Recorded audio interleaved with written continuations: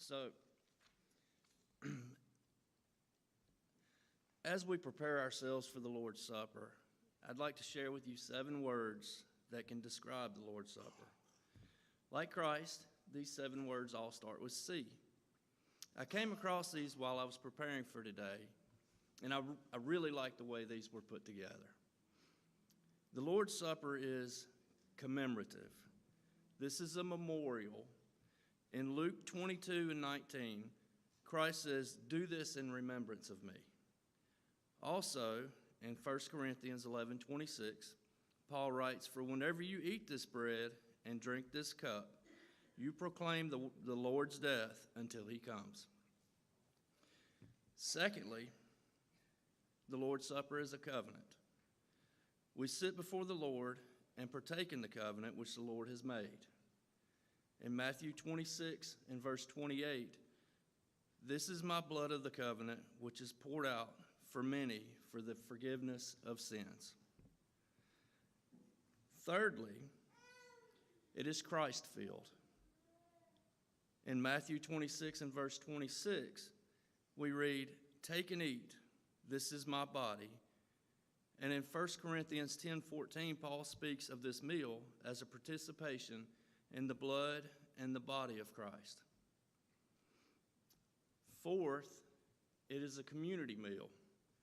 We all partake of this together as one body, one family, and one church. Continuing in 1 Corinthians 10:17, Paul says, "Because there is one loaf, we who are many are one body, for we partake of one loaf." The 5th word is continuous.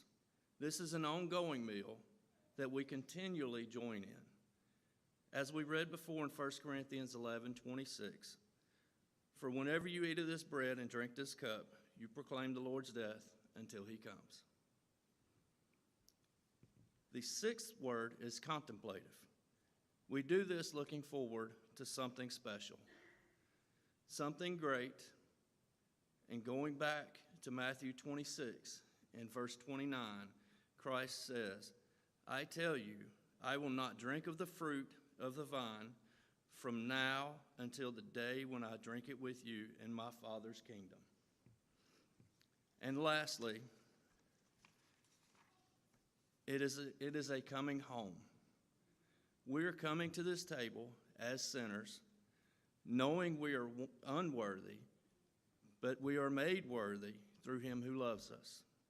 As Paul writes in Romans 5:6-8, "You see, at just the right time, while we were still powerless, Christ died for the ungodly.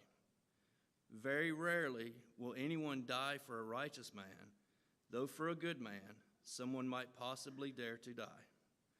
But God demonstrates his own love for us in this: while we were still sinners, Christ died for us." Thank you.